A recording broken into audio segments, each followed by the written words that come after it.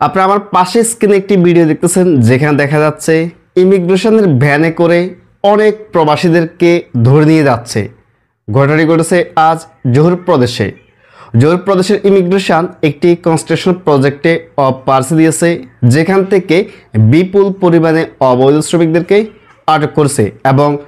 অপার্সির পরবর্তী সময় ইমিগ্রেশন ভালোভাবে যাচাই বাছাই করছে কারণ মালয়েশিয়াতে বৈধ হওয়ার জন্য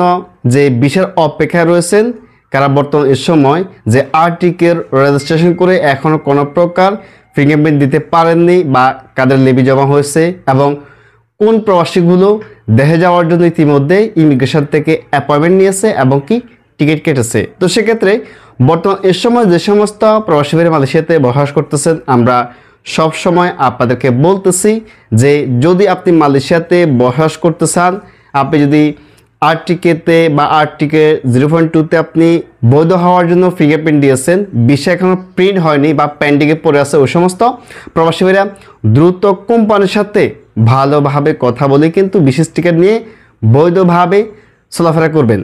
ইমার্জেন্সি দেশে যেতে চাইলে তথা একদিনে ইমিগ্রেশনে ফিঙ্গারপ্রিন্ট দিয়ে দেশে যেতে চাইলে যোগাযোগ করুন স্ক্রিন দেওয়া হোয়াটসঅ্যাপ নাম্বারে। ধন্যবাদ। এবং যে সমস্ত প্রবাসী ভাইরা মালয়েশিয়াতে ভিসা পাবেন না বা আপনি থাকবেন না, আপনার উচিত হবে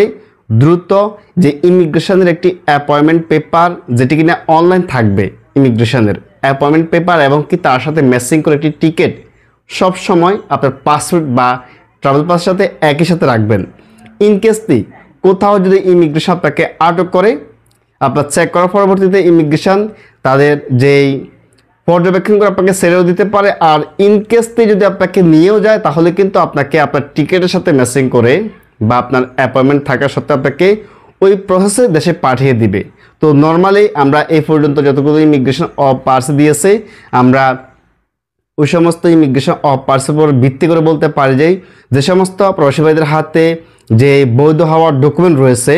যেটি কিনা আরটিকেট ট্যুর ফিঙ্গারপ্রিন্ট দিয়েছেন, আপনার লেবি জমা হয়ে গেছে, ওই সমস্ত ডকুমেন্ট দিলেও কিন্তু আপনাকে ছেড়ে দিবে। এবং যে সমস্ত প্রবাসী ভাইরা আপনার দেশে যাওয়ার জন্য ইমিগ্রেশনের ডেট নিয়েছেন এবং কি আপনার ভ্যালিড পাসপোর্ট রয়েছে, টিকিট রয়েছে, ইমিগ্রেশন ম্যাক্সিমাম ক্ষেত্রে কিন্তু ছেড়ে দিচ্ছে পার্সি থেকে যদি যাচাই বাছাই করে। আর যাচাই বাছাই না করলে আপনাদেরকে ধরে নিয়ে যাবে এবং ইমিগ্রেশন ক্যাম্পে নেওয়ার পরে আপনারা সিদ্ধান্ত গ্রহণ করবে, আপনাদেরকে দ্রুত দেশে পাঠিয়ে দেবে, যেহেতু আপনি দেশে যাওয়ার জন্য ইতিমধ্যে সমস্ত প্রসেসিং করছেন। আর যে সমস্ত প্রবাসী ভাইদের হাতে টোটালি কিছুই পাবে না,